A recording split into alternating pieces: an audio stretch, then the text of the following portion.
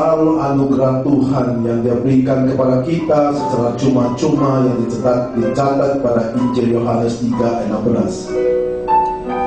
Kematian Yesus Kristus adalah menanda bahwa Dia mati bukan karena Dia mati dengan kebanggaannya.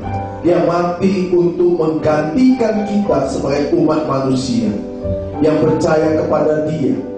Pada hari ini adalah kami memperingati satu momen yang besar dalam sejarah, di mana kita hari ini semua sebagai umat yang percaya kepada Kristus Yesus, bahwa hari ini saudara memperingati hari Jumat Agung, yaitu hari kematian Yesus Kristus, di mana perjuangan beliau untuk keinginan beliau untuk membawa umat manusia yang hidup yang dalam kegelapan, yang hidup yang akan binasa, akan memperoleh hidup yang kekal dan selama-lamanya bersama Dia.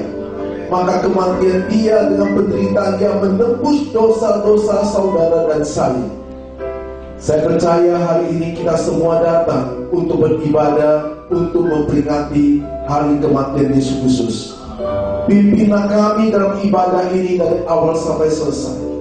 Tuhan Yesus Kristus membuka hati kami, membuka pikiran kami, mengajar kami, membuat kerinduan kami pada hari ini, menyadarkan kami atas dosa kami, menyadarkan kami atas pentingnya Tuhan yang begitu luar biasa, yang mau mengorbankan nyawanya untuk membayar semua dosa kami.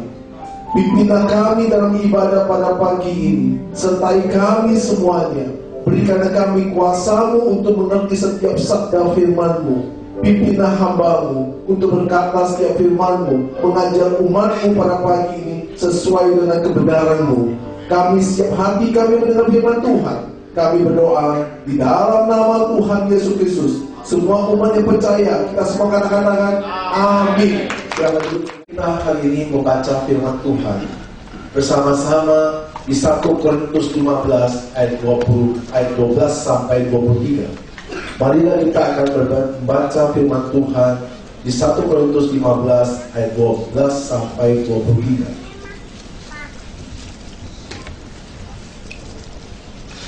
Saya akan baca ayat 12, saudara baca ayat 13, nanti ayat 23 kita akan baca bersama-sama.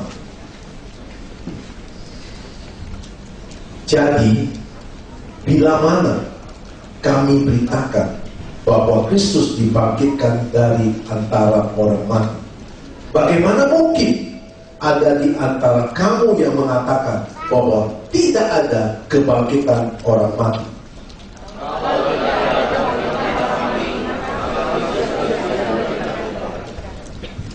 Tetapi andai kata Kristus tidak dibangkitkan, maka sia-sialah pemberitaan kami dan sia-sia juga kepercayaan kami.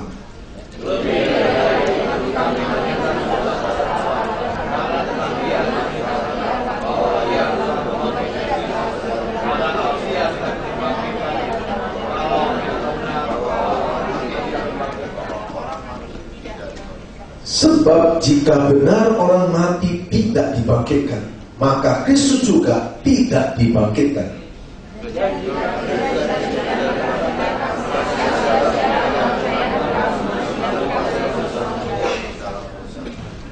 Demikianlah binasa juga orang-orang yang mati dalam Kristus.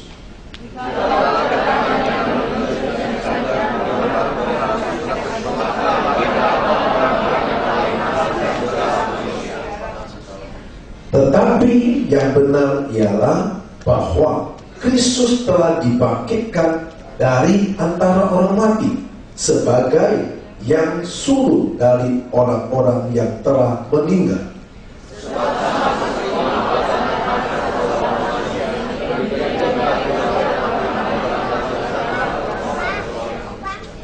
Karena sama seperti semua orang mati dalam persekutuan dengan Adam, demikian pula semua orang akan dihidupkan kembali dalam persekutuan dengan Kristus. Ayat 23. Tetapi tiap-tiap orang menurut urutannya Kristus sebagai buah sulung. Sesudah itu mereka yang menjadi miliknya pada waktu kedatangannya. Amin. Mari kita doa. Tuhan, pimpin kami untuk kami mengerti setiap firman yang kami baca. Kiranya Tuhan yang mengajar kami, kiranya Tuhan yang mendidik kami sesuai kehendak Bapa. Kami serahkan semua dalam nama kasih Kristus. Dalam nama Yesus kami berdoa. Amin. Saudara-saudara, hari ini kita harus berfokus dengan firman Tuhan. Karena hari ini kita bicara mengenai pentingnya tema kita adalah kematian Yesus Kristus di kayu salib. Sebelum kita sama-sama mengerti setiap firman atau kita mempelajari firman Tuhan ini pada pagi ini, ada pertanyaan buat saudara pada pagi ini. Andai kata, tadi kan kita baca ayat 14, andai kata malaikat tidak jatuh, ya, tidak jatuh, bagaimana keadaan dunia kita ini? Seandainya malaikat tidak jatuh, maka tentu dunia ini tidak ada iblis. Ya, tentu dunia ini tidak ada iblis. Seandainya malaikat tidak jatuh. Kedua pertanyaan saya lagi, seandainya Adam dan Hawa tidak jatuh, ya, seandainya Adam dan Hawa tidak jatuh dalam dosa, hidup kita di mana? Bisakah saudara bayangkan seandainya Adam dan Hawa itu tidak jatuh dalam dosa, hidup kita bagaimana? Kemudian, seandainya tidak terjadi peristiwa menara Bible, kita mau bahas apa dalam kita setiap kali ibadah? Nah, saudara-saudara, kalau andai kata yang dicatat Alkitab yang tadi kita baca ayat 14 dan ayat 15, andai kata, maka saya katakan kepada saudara, kalau andai kata itu berarti tidak jelas, tidak ada kepastian. Andai kata berarti tidak jelas dan tidak ada kepastian. Nah, kalau andai kata juga Kristus tidak mati, apa yang terjadi? Andai kata Kristus tidak mati, apa yang terjadi? Maka di dalam Alkitab, seandai kata Kristus tidak mati, maka apa yang kita baca di Yohanes 3 ayat 16, Yohanes 3 ayat 16 mengenai anugerah secara cuma itu ayatnya akan hilang. Seandainya Kristus tidak mati, maka juga di Roma 6 ayat 3 itu juga akan hilang. Apa itu Roma ayat yang ketiga, ayat ke-23? Apa itu Roma ayat 23? Anda coba lihat.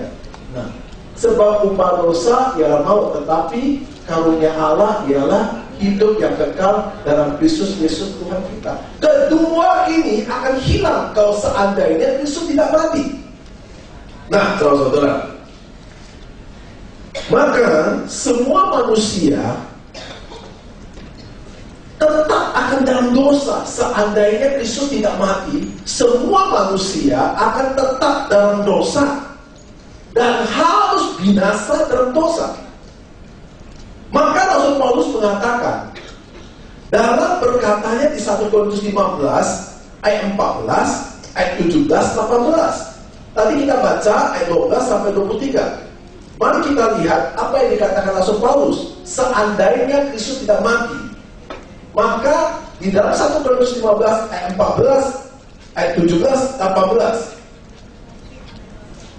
Tetapi seandainya Kristus tidak dibangkitkan, maka sia-sialah pemberitaan kami dan sia-sialah juga kepercayaanmu. Ayat 17. Dan jika Kristus tidak dibangkitkan, maka sia-sialah kepercayaanmu. Kamu masih hidup dalam dosa. Ayat yang 18. Demikianlah binasa juga orang-orang yang mati dalam Kristus. Maka kita akan hidup dalam dosa dan binasa jika Kristus tidak mati. Saudara-saudara, Maka saya percaya kalau Kristus tidak mati, maka kita menjadi umat manusia itu tidak ada harapan. Jika Kristus tidak mati, maka kita jadi umat manusia tidak ada harapan. Saudara-saudara, hari ini saya katakan hari yang paling bersejarah, hari yang paling penting, dan hari ini menyatakan kepastian kita sebagai umat manusia. Karena Kristus menyatakan dia mati dan 3 hari dia bangkit dari kehidupannya. Amin.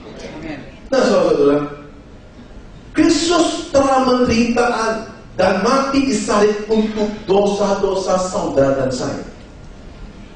Waktu zaman dahulu, sebelum Kristus mati, sebelum Kristus lahir di dalam kehidupan umat manusia, dosa-dosa manusia itu, mereka itu ditebus dengan binatang, dengan darah binatang. Ya. Jadi dosa-dosa manusia waktu zaman dulu, manusia itu menebus dosanya dengan darah binatang. Nah, saudara-saudara, dan darah binatang tidak bisa menebus dosa. Mari kita lihat firman Tuhan, Ibrani 10 ayat 4. Ibrani 10 ayat 4.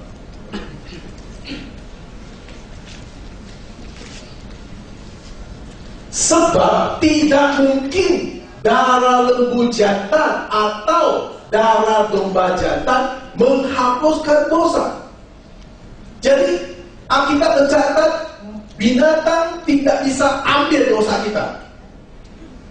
Kedua, manusia tidak bisa juga menebus dirinya sendiri. Manusia juga tidak bisa mensucikan dosanya dengan diri sendiri. Itu juga tercatat di Alkitab dalam firman Tuhan Galatia 2 ayat 16.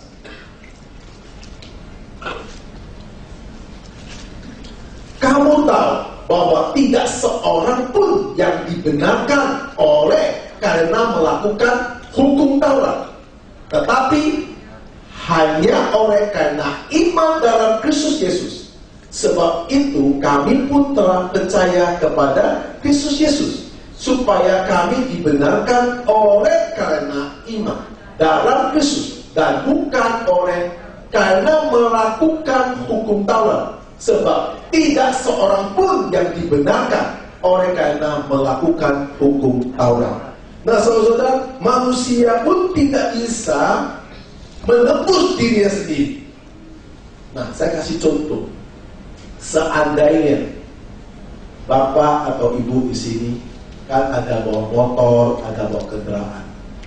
Seandainya kita ini melanggar lalu lintas di jalan, tentu akan ditangkap oleh polisi. Kemudian kita juga akan ditilang, kita punya surat-surat. Kemudian kita akan menembus surat-surat kita, akan kita disidangkan oleh hakim. Betul seperti itu? Nah, seandainya saya kalau ditangkap polisi dalam melanggar lalu lintas, kemudian saya tahu saya dapat surat hukuman itu untuk menembus saya supaya saya tidak dihakimi oleh kehakiman, oleh pengadilan, maka saya pulang, saya berbaik pada tetangga saya. Tetangga saya yang selama ini saya tak pernah berbuat baik, hari itu saya masak makanan kasih tetangga saya. Kemudian saya pergi ke teman saya menolong teman saya. Kemudian saya juga menolong orang susah. Nah, ketika orang yang saya tolong, saya bawa kepada penghakiman waktu saya disidangi. Pak Hakim, saya sudah menurut dosa saya karena saya melanggar lalu lintas. Maka saya tolong tetangga saya, maka saya tolong teman saya, maka saya tolong juga orang susah. Nah, mereka saksi-saksinya. Apakah hakim itu mengampuni kita atau tetap menghukum kita? Menghukum. Nah, saudara, jadi maka inilah yang harus kita pelajari pada hari ini, bahwa Kristus Yesus mau menjadi anak manusia. Kristus Yesus mau menjadi anak manusia untuk mati di salib sebagai pengganti saudara dan saya. Kita tidak bisa menembus dosa kita sendiri. Harus Yesuslah yang dia sebagai anak manusia Tuhan Allah yang suci, Tuhan Allah yang kudus, dia harus menginkarnasi jadi anak manusia. Ketika dia menginkarnasi jadi anak manusia, untuk sebagai korban, sebagai untuk hidupnya di penderitaan, hidupnya harus untuk menderita dan harus untuk disalibkan, untuk mengangkat semua dosa manusia sebagai pengganti saudara dan saya. Yesus mau menderita. Yesus mau menderita dan Yesus benar-benar mau dia hidup disiksa. Ini adalah menanda bahwa kita manusia tetap dalam hukum dosa. Manusia hidup dalam hukum dosa. Manusia tidak bisa bebas dari dosa. Harus ada yang memikul dosa itu. Bukan binatang, bukan manusia sendiri, tetapi melainkan adalah Yesus Kristus. Yang dicatat oleh firman Tuhan Roma 8 ayat 1. Mari kita baca Roma 8 ayat 1.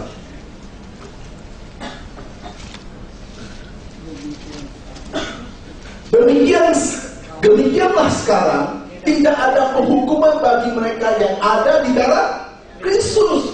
Hukuman-hukuman itu akan hilang ketika kita sebagai orang yang percaya bahwa Kristus mati bukan untuk diri sendiri. Kristus mati untuk mengganti saudara dan saya. Nah, sekarang pertanyaannya, apa dosa untuk menyatakan bahwa Yesus menjadi pengganti? Apa bukti dosa yang Yesus sebagai menyatakan untuk menjadi pengganti kita? Apa buktinya? Buktinya adalah dicatat oleh Alkitab sebelum Yesus lahir. Di mana kitabnya? Yesaya 53 ayat 4 sampai 6. Mari kita baca Yesaya 53 ayat 4 dan 6. Tetapi sesungguhnya penyakit kita yang ditanggungnya dan kesengsaraan kita yang dipikulnya. Padahal kita mengira dia kena tulah, dipikul dan ditindas Allah. Terus ayat kelima. Lagi baca.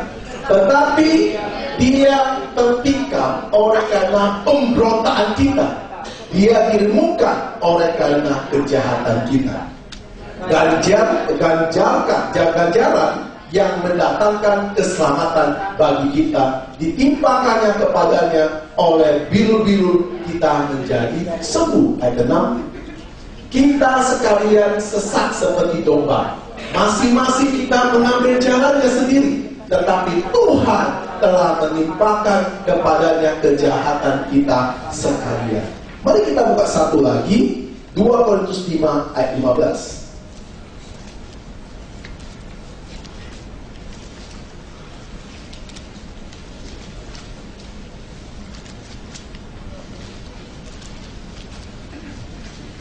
Dan Kristus telah mati untuk semua orang, supaya mereka yang hidup tidak lagi hidup untuk dirinya sendiri, tetapi untuk Dia yang telah mati dan telah dibangkitkan untuk mereka. Amin.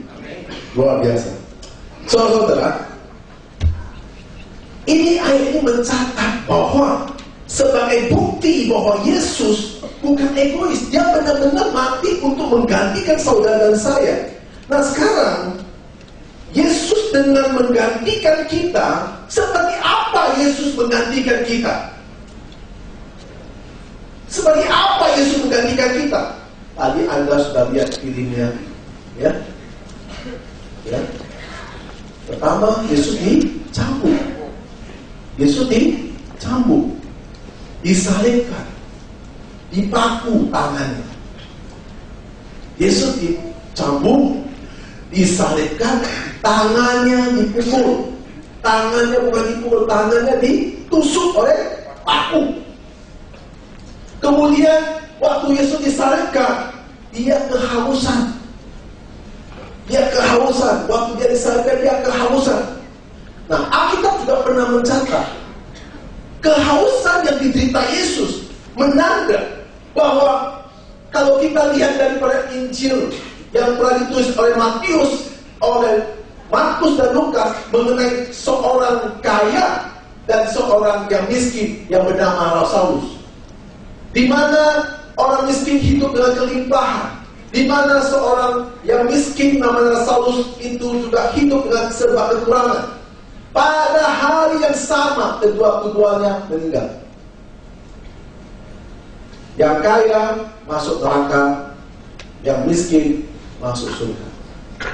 Ketika yang orang kaya itu mengatakan kepada Saulus yang miskin, tolonglah berikan aku setetes air kehendakmu, karena di dalam neraka itu cukup banyak api dan kehausan. Mari kita lihat Lukas 16 ayat 24. Lalu ia berseru katanya, Bapa Abraham, kasihanilah aku. Suruhlah Saulus supaya ia mencelupkanlah ujung jarinya ke dalam air dan menyejukkan lidahku, sebab aku sangat kesakitan dalam nyala api ini. Saudara-saudara, di neraka itu penuh dengan panas. Maka itu menanda penderitaan Yesus, supaya kita semua yang percaya pada harinya tidak masuk neraka. Semua akan hidup kekal di surga. Amin. Amin. Luar biasa, saudara-saudara. Ini menanda menunjukkan bahwa di neraka itu panas sekali. Tiap hari itu penuh dengan api. Nggak ada aqua, nggak ada Ades, nggak ada aqua sulingan, nggak ada. Jadi saudara-saudara, ini menanda penderitaan yang begitu luar biasa. Yesus harus menderita untuk menanggung saudara dan saya. Ingat baik-baik Bapak dan Ibu, semua manusia akan mati jasmani. Sekali lagi saya katakan, semua manusia akan mati. Semua manusia akan mati. Gak beda usia, ya, gak bicara usia. Mau bayi, mau muda, mau tua, semuanya akan mati. Tapi saudara juga harus tahu, di seluruh dunia ini, ya, di seluruh dunia ini, per detik manusia mati di seluruh dunia. Jadi kalau kita mati, jangan takut. Kita nggak sendirian mati. Seluruh dunia itu orang mati juga, ya. Seluruh dunia banyak orang mati. Jadi kita mati sendiri. Nah, apalagi saudara hari ini percaya pada Yesus, mati pasti tidak sendirian. Yesus akan menjemput kita. Yesus akan jadi teman kita. Jadi kita tidak akan menderita. Nah, saudara, saya katakan kepada saudara, kematian jasmani itu adalah proses alamiah. Kematian adalah proses dalam alamiah. Jadi kematian itu adalah proses, maksudnya proses dalam secara alamiah. Dan tidak pernah kita mau hindari, nggak bisa. Itu sudah proses, ya. Anda bilang Anda itu dari muda, ya, kemudian Anda akan tua dan akan mati. Semua kan proses seperti itu. Karena itu sudah dicatat. Sudah dicatat dalam Alkitab. Di mana catatnya? Di Kejadian 3 ayat yang ke-19. Mari kita baca. Kejadian 3 ayat 19.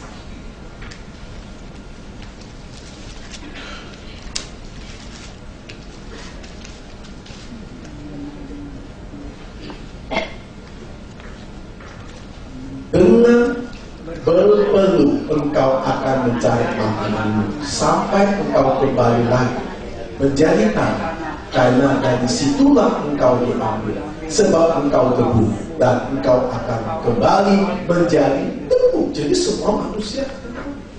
Nah, orang-orang suka bercanda, ya. Kalau sudah usianya udah 60, 70, biasanya orang ngomong kulitnya itu bau tanah. Saya masih ingat. Kalau waktu sekarang saya umur 50 tahun.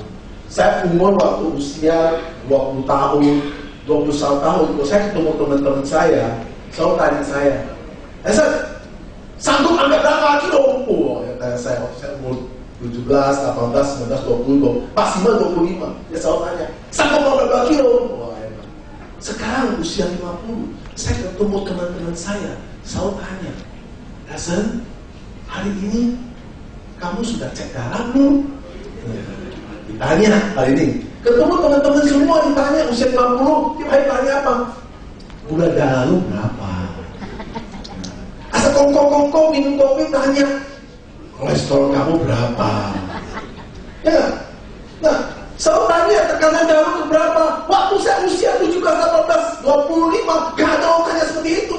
Mana ada nggak seusia mereka mana tanya gula darah berapa? Gak ada. Mana ada teman-teman tanya kolesterol berapa? Gak pernah. Sekarang seusia saya teman-teman semua secara begitu. Makanya banyak obat nawar kita supaya kita gak ada penyakit. Nah saudara-saudara, apalagi kalau kita sudah pernah operasi jantung dan pernah operasi dalam penyakit apapun atau penyakit ginjal, tentu akan takut mati. Biasanya akan takut mati. Orang hidup, ya, kalau percaya bersama Yesus, maka dia akan hidup selama-lamanya. Karena Yesus mengatakan, hidup kita bukan sekarang ini aja, tapi hidup kita akan ada kehidupan yang akan datang. Karena Yesus yang akan bawa kita. Kematian Yesus itu menanda bahwa dia membuktikan dia sebagai Allah, dia sebagai Bapa yang mengasihi kita. Dia menyatakan 3 hari kemudian dia hidup, maka dia bisa bawa kita ke tempat Allah Bapa yang sudah disiapkan buat kita semuanya. Saudara-saudara, Yesus menyatakan dia mati dan 3 hari dia bangkit. Sekarang pertanyaan kita, apakah ini merupakan sesuatu yang tidak masuk akal? Orang mati bisa bangkit 3 hari kemudian. Pertanyaannya adalah, apakah ini sesuatu yang tidak masuk akal? Bagaimana kita menjawab? Yesus mati 3 hari bangkit. Bagaimana menjawab? Jawabannya ada di Kisah Rasul 26 ayat 8. Mari kita baca Kisah Rasul 26 ayat 8. Itu yang dikatakan oleh Rasul Paulus. Mengapa kamu menganggap mustahil? Paulus mengatakan begini, mengapa kamu menganggap mustahil bahwa Allah membangkitkan orang mati? Pertanyaannya, kalau kita mengatakan itu mustahil, kita katakan tidak masuk akal, maka Rasul Paulus juga mengatakan satu statement. Mengapa Rasul Paulus mengatakan itu kepada semua jemaat waktu itu? Mengapa kamu menganggap mustahil bahwa Allah membangkitkan orang mati? Mengapa? Nah, inilah terjadi. Mengapa kita bisa tak percaya? Mengapa kita tidak percaya Yesus mati mengganti kita? Mengapa kita tidak percaya Yesus bangkit akan membawa kita ke surga? Mengapa? Karena kita punya rohani mati. Orang yang rohani mati tidak butuh Yesus. Sekali lagi, orang yang rohaninya mati tidak butuh Yesus. Orang yang percaya kepada Yesus, maka tidak akan tanya mengapa mustahil. Semua orang yang percaya kepada Yesus percaya bahwa Yesus mati untuk menggantikan saudara dan saya. Nah, saudara-saudara, rohani mati, Alkitab mengatakan begini, matikanlah dosamu, atau matikan dalam dosa, atau dalam keberdosaan yang dicatat oleh Efesus 2 ayat 1. Mari kita baca Efesus 2 ayat 1. Kamu dahulu sudah mati karena pelanggaran-pelanggaran dan dosa-dosamu. Nah, saudara-saudara, mati rohani, bukan mati jasmani. Mati jasmani dan mati rohani berbeda. Orang yang mati jasmani sama mati rohani berbeda. Mati rohani kita orang yang hidup tapi tidak percaya atas kematian Yesus menggantikan saudara dan saya. Dan orang yang mati rohani tidak percaya bahwa Yesus hari ketiga bangkit. Itu artinya mati rohani. Saudara-saudara, mati rohani. Kenapa terjadi mati rohani? Kita buka dulu Kejadian 2 ayat 17. Kejadian 2 ayat 17. Tetapi pohon pengetahuan tentang yang baik dan yang jahat itu janganlah kau makan buahnya, sebab pada hari engkau memakannya pastilah engkau. Itulah terjadi kematian rohani, di mana Waktu Adam dan Hawa memakan buah terlarang. Saudara-saudara, sejak terjadinya mati rohani waktu itu, maka semua manusia pada zaman ini yang tidak percaya Yesus, yang semua umat manusia yang tidak berhubungan dengan Allah Yesus Kristus, maka dia akan mati rohani. Karena hubungan kita dengan Tuhan itu putus. Waktu Adam dan Hawa hubungan dengan Tuhan itu putus, maka mereka tidak bisa lagi mengetahui tentang hal-hal kebenaran Allah. Mereka harus berusaha sendiri, mereka harus kerja untuk sendiri, mereka semua untuk cari makan sendiri, mereka harus berusaha sendiri. Jika kita pada hari ini hubungan kita dengan Tuhan putus, maka rohani kita mati. Rohani mati, kita masih beribadah. Tetapi bukan beribadah karena anugerah, beribadah karena ketakutan tidak masuk surga. Beribadah bukan karena terima anugerah, beribadah karena takut tidak masuk surga. Jadi ya lumayan lah. Kalau misalnya Jumat Agung saya bisa datang, lumayan lah. Kalau hari Minggu saya beribadah, lumayan. Kenapa? Masih ada kebaikan yang saya berbuat. Jadi saya percaya Tuhan masih pengampun di sana. Nah ini jadi mati rohani. Nah saudara-saudara, saya katakan pada saudara pada hari ini mengenai ketidakharmonis antara kita dengan Allah. Orang yang ketidakharmonis hubungan dengan Allah, maka rohaninya akan mati dead. Sehingga hidup di dalam ibadah dia tidak bergairah. Setiap kita dengar firman Tuhan, bukan matanya melek, malah tidur. Karena dia gak bergairah, gak hidup, gak ada semangat. Karena di dalam dirinya sebagai manusia utuh, tetapi di dalam roh untuk kebenaran, dia itu benar-benar kering dan mati. Saudara-saudara, orang buta rohani tidak merasa butuh Yesus. Dan Yesus pun tidak bisa mencerahkan mata orang yang buta rohani. Kalau kita sendiri nggak putus dengan duniawi kita, Yesus pun tidak bisa mencerahkan kita. Kalau kita punya hubungan dengan dunia, tidak bisa kita putuskan. Dan dicatat oleh Roma 5 ayat 15. Roma 5 ayat 15. Mari kita lihat. Tetapi karunia Allah tidak sama dengan pelanggaran Adam. Sebab jika karena pelanggaran satu orang, semua orang telah jatuh di dalam kuasa maut, jauh lebih besar lagi kasih karunia Allah dan karunia-Nya yang dilimpahkannya atas semua orang karena satu orang, yaitu Yesus Kristus. Jadi dalam hidup itu ada dua dalam kita. Manusia pertama adalah Adam, manusia kedua adalah Kristus. Ketika perbuatan Adam, maka semua manusia berdosa. Yesus datang untuk menolong manusia. Yesus datang untuk menggantikan manusia. Karena manusia tidak satu pun yang bisa kekal. Manusia tidak ada satu pun yang bisa selamat. Maka Yesus harus mati di kayu salib untuk menggantikan saudara dan saya pada hari ini. Nah saudara-saudara, saya katakan bahwa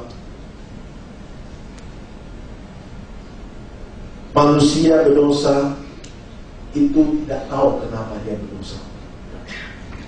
Karena kita tidak bisa membayangkan, saudara dan saya tidak bisa membayangkan maksud sejak zaman Adam. Satu, saya katakan saudara dan saya pada hari ini secara manusiawi kita pada abad 21 ini tidak bisa membayangkan apa yang terjadi waktu Tuhan menciptakan manusia pertama, yaitu Adam. Kedua, kita juga tidak bisa membayangkan waktu Yesus datang ke sini bagaimana Yesus memberitakan Injil. Kita tidak bisa bayangkan.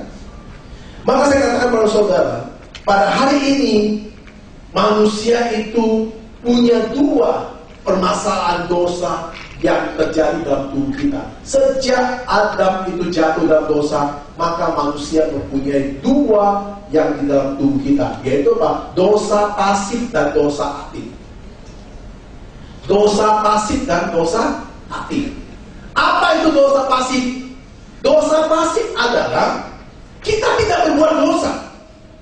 Kita tidak berbuat dosa, tetapi yang jahat kita setuju.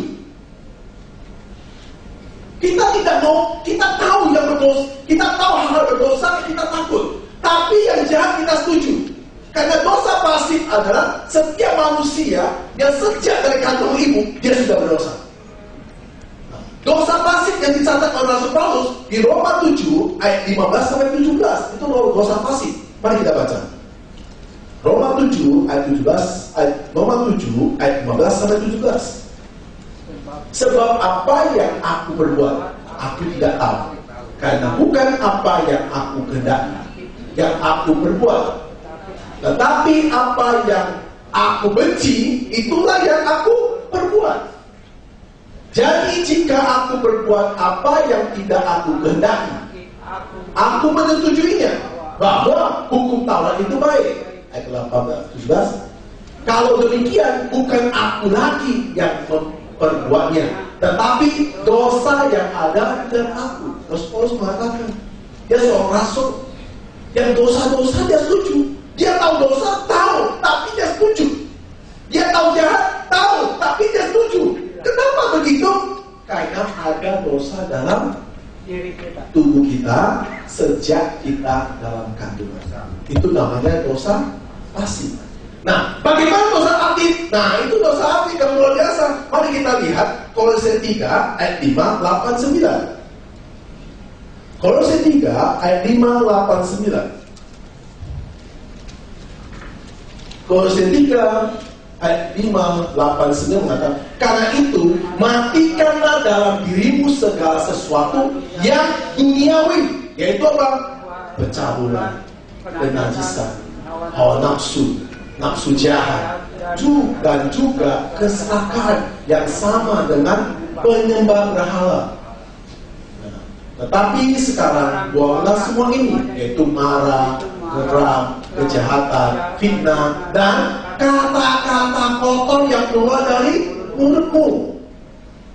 Ayat berikutnya, ayat yang ke-9. Jangan lagi kamu saling mendustai, karena kamu telah menanggalkan manusia lama serta kelakuan. Nah, itulah dosa-dosa.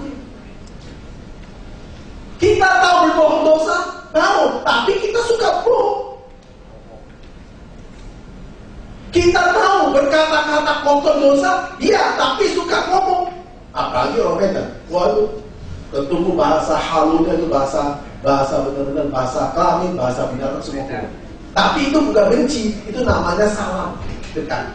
Karena orang Medan kita ketemu, saya nggak bingung, saya udah lama nggak ketemu teman saya. Tapi waktu saya ketemu teman saya, dia jauh-jauh, dia kasih satu kata kelamin, saya kaget. Dia maksudnya pakai saya. Saya pikir pakai siapa? Ya saya tanya maksudnya itu salum. Mungkin bingung saya. Nah, kenapa itu terjadi? Nah, itu tak. Iya, kita tahu itu ada berdosa. Kita tahu memfitnah orang berdosa, kita lakukan. Kita suka sekali gosip dan fitnah. Nah, itu dosa-dosa apa? Nah, ini ada dalam diri kita. Satu pasif, satu aktif ada dalam diri kita. Maka saudara dan saya pada hari ini, saya katakan bahwa hari ini saudara dan saya benar-benar butuh Yesus. Saudara dan saya pada hari ini butuh Yesus. Rohani yang mati tidak bisa menerima ajaran Kristus. Rohani yang mati tidak bisa menerima Kristus. Maka rohani yang mati, akhirnya ujung-ujungnya adalah dia menghadapi mati kekekalan. Orang yang rohaninya hidup akan menghadapi mati hidup yang kekal di dalam surga. Orang yang mati rohani akan hidup mati di dalam kekekalan di neraka. Ada ayat? Ada. Mari kita buka Yohanes 3 ayat 18. Barang siapa percaya kepadanya, dia tidak akan dihukum. Barang siapa tidak percaya, ia telah berada di bawah hukuman. Sebab ia tidak percaya dalam nama Anak Tunggal Allah. Nah, saudara-saudara, maka orang yang tidak percaya akan dihukum. Ya, orang percaya itu dibebaskan. Saya katakan pada saudara sekali lagi, hari ini adalah hari momen yang paling besar. Hari ini harus kita layakan puji Tuhan. Hari ini kita akan puji Tuhan. Kenapa saya kata puji Tuhan? Karena hari ini ada berita kematian Kristus, adalah hari sukacita kepada orang percaya. Amin. Kepada orang percaya, maka ayat ini tidak berlaku buat kita. Ini ayat berlaku pada orang tidak percaya. Amin. Kepada orang percaya pada hari ini, setiap orang hari ini, satu persatu, kita semua akan menerima hidup kekal, karena Yesus telah menggantikan saudara dan saya. Amin. Nah, saudara-saudara, saya katakan pada saudara begini, Yesus mati untuk dosa kita. Bagaimana Yesus mengambil dosa kita? Waktu Yesus dipaku, dosa saudara semua diambil, dipaku satu-satu di sana. Satu-satu dosa saudara, satu-satu dosa semua diambil. Kutukan yang pernah ada terjadi, orang dukun apa semua. Ketika kita percaya, semua itu kutukan sudah disalibkan. Kemudian apalagi? Ya, kita sudah bebas. Ketika waktu kita percaya, semua kutukan, semua dosa keturunan, semua sudah putus dan sudah selesai. Saudara tahu, manusia dalam zaman sekarang ini yang paling berdosa, manusia zaman sekarang ini perbuatan apa yang paling berdosa? Siapa tahu? Zaman sekarang ini perbuatan apa yang paling berdosa? Tadi kita baca di Kolose. Sebenarnya kalau menurut saya, perbuatan apa yang paling berdosa pada zaman sekarang? Yaitu satu, catat, ingat semua ini, pembenaran diri. Pembenaran diri. Ketika manusia membenarkan diri, semua akan jadi masalah. Yaitu namanya pembenaran diri. Alkitab mencatat dengan jelas sekali, tidak ada manusia yang benar. Tidak ada manusia yang benar, tapi manusia suka pembenaran diri. Semua terjadi pertengkaran rumah tangga, pertengkaran bisnis, pertengkaran keluarga, pertengkaran teman, semua karena pembenaran diri. Maka Alkitab selalu mencatat tidak ada manusia yang benar. Di mana ayatnya? Bukan, Roma 3 ayat 10 dan 11. Roma 3 ayat 10 dan 11. Seperti ada tertulis, tidak ada yang benar, seorang pun tidak. Kita katakan, tidak ada seorang pun yang berakal budi, tidak seorang pun yang mencari Allah. Mari kita buka satu lagi, Mazmur 143 ayat 2. Mazmur 143 ayat 2. Janganlah berperkara dengan hamba-Mu ini, sebab di antara yang hidup tidak seorang pun yang benar di hadapan. Jadi manusia tidak satu yang benar.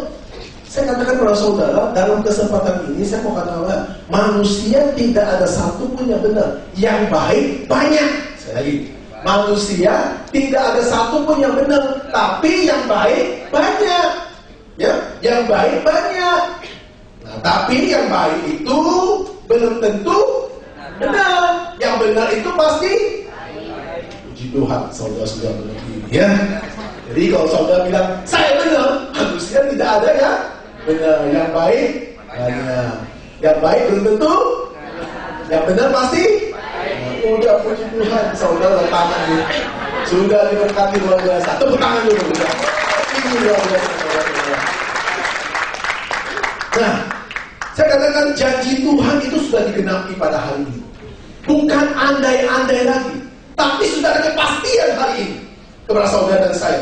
Kematian Kristus dan kebangkitan Kristus itu menyatakan dengan jelas. Maka hari ini kita merayakan kematian Kristus. Nanti 3 hari lagi Minggu kita akan merayakan kebangkitan Kristus. Jadi satu paket ini setiap tahun kita merayakan. Jadi menyatakan orang Kristen itu adalah orang Kristen yang hidup kekal. Bukan ngomongan, tapi mutlak.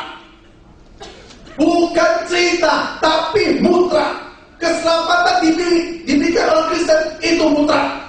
Kepada orang yang percaya, kepada orang yang rohaninya tidak mati, Kalau rohani mati, itu tetap dihukum.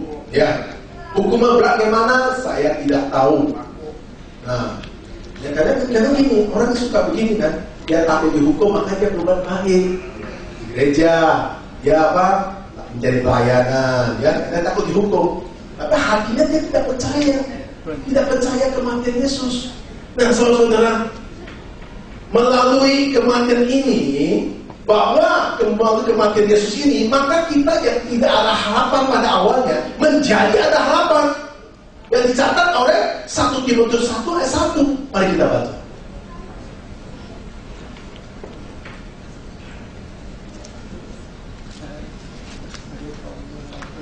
Dari Paulus, Rasul Kristus Yesus, menurut perintah Allah, Juru Selamat kita, dan Kristus Yesus dasar pengharapan kita. Ini jelas sekali surat dari Paulus. Ya itu siapa? Siapa namanya? Dari Paulus, kita lihat. Dari Paulus. Bukan dari siapa-siapa, itu dari Paulus yang tulis. Rasul Kristus. Wah, jelas lagi ya. Dari Paulus, Rasul Kristus.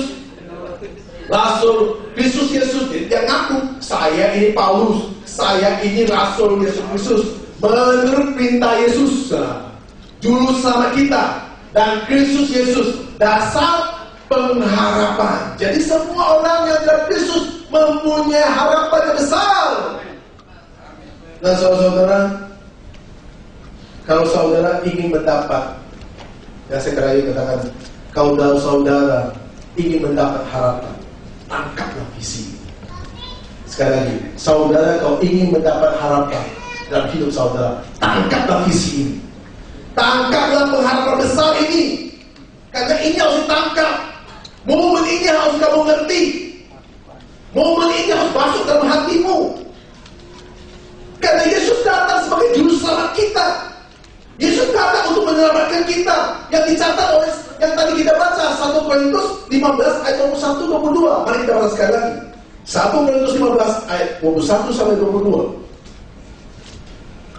Sebab sama seperti maut datang karena satu orang manusia, demikian juga kebangkitan orang mati datang karena satu orang manusia, yaitu Yesus. Satu orang datang, satu orang menyelamatkan semua manusia. Ayat 22. Karena sama seperti semua orang mati dalam persekutuan dengan Adam. Semua orang mati dalam sebelum kenal Kristus. Semua dalam hukuman yang telah terjadi oleh Adam. Semua manusia dalam dosa. Berikutnya, demikian pula semua orang akan dihidup kembali dalam persekutuan dengan Yesus. Jadi semua orang yang mati akan dibangkitkan kembali oleh Yesus Kristus. Nah, saudara-saudara, sebelum saya tutup khotbah pada hari ini dalam memperingati hari kematian Yesus Kristus, saya katakan kepada saudara, janganlah saudara menganggap bahwa saudara sudah dibaptis. Janganlah saudara sudah menganggap saudara sudah melayani. Janganlah saudara menganggap saudara memberi persembahan terbaik. Saudara sudah selamat. Jangan menganggap seperti itu. Kenapa saya katakan begitu? Sudahkah saudara percaya? Sudahkah saudara percaya Yesus Kristus mati menggantikan saudara untuk hidup kekal? Ini pertanyaan. Sudahkah saudara percaya bahwa Yesus mati menggantikan kehidupan yang kekal buat saudara?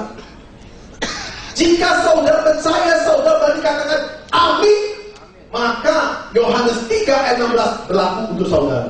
Jika saudara tidak bisa mengerti ini, maka Yohanes 3 ayat 16 tidak berlaku untuk saudara. Apa itu Yohanes 3 ayat 16? Mari kita baca. Karena begitu besar kasih Allah akan dunia ini, sehingga Ia telah mengaruniakan anaknya yang tunggal, supaya setiap orang percaya kepada tidak akan melainkan bahwa oleh hidup dan inilah paling momen kematian Yesus Kristus. Jadi ini yang harus Anda tangkap. Anda harus mengerti, bukan Anda sudah dibaptis sudah selesai, bukan Anda melayani sudah selesai, bukan Anda beri persembahan sudah selesai, tetapi makna ini yang harus ada dalam hati saudara, harus ada dalam seluruh hidup saudara, supaya rohani Anda terus begitu berkobar, rohani saudara terus begitu menyala. Kenapa? Karena Anda binasa. Anda diganti oleh kematian Kristus. Saya begitu luar biasa. Kalau saya bicara mengenai penggantian Yesus, bahwa saya melihat bahwa tidak ada satupun jalan kita sebagai manusia bisa mempunyai hidup yang selama-lamanya. Hari saudara saya yang harus bangga, saudara suka cita, karena saudara dan saya pada hari ini ada anak manusia, yaitu ada seorang manusia yang datang dari Allah, Allah yang suci, Allah yang kudus, mau menginkarnasi jadi anak manusia, itulah Natal. Kemudian mau mati untuk apa? Untuk menderita dicambuk, kehausan, untuk dipaku disalib, untuk mengambil dosa-dosa saudara dan saya. Pada hari ini semua orang yang percaya memperingati kematian Yesus Kristus dengan sungguh-sungguh hatinya, semua akan memiliki Yohanes 3 ayat 16. Amin. Jadi saudara, jika saudara pada hari ini percaya penuh, maka saudara akan memiliki Yohanes 3 ayat 16. Jika saudara hari ini tidak percaya bahwa kematian Yesus mengganti saudara, ini ayat 3, Yohanes 3 ayat 16 tidak ada pada saudara. Saya percaya pada hari ini kita semua akan percaya, dan semua orang yang datang pasti sudah percaya. Amin. Tuhan Yesus berkati.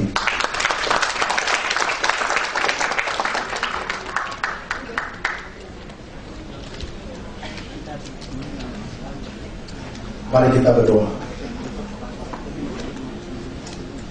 Bapa kami surga, Bapa yang menyatakan diri Bapa Yesus Kristus sebagai Tuhan kami, yang mau mati kayu salib untuk menebus dosa-dosa kita, sebagai Allah Bapa yang menyatakan diri untuk menderita untuk anak-anak, untuk menderita sebagai untuk manusia. Mau semua manusia itu ditembus oleh Engkau, maka kematian-Mu menyatakan bahwa sebagai pengganti dari kita semua yang binasa menjadi dapat hidup kekal. Oleh momen ini, kami semua siap hati kami untuk menerima tubuh dan darah Yesus. Kami percaya oleh darah-Mu dan terjujur untuk menghapuskan dosa kami. Oleh tubuh kemuliaan-Mu yang Kau berikan pada kami, untuk kami selalu dilindungi oleh Engkau Tuhan, dipimpin oleh Engkau Tuhan. Kami siap hati kami dalam untuk memperingati hari ini, yaitu kematian Yesus Kristus. Kami telah sungguh-sungguh menerima sakramen perjamuan kudus ini dengan tubuh darah Yesus. Kami berdoa di dalam nama Yesus Kristus. Amin.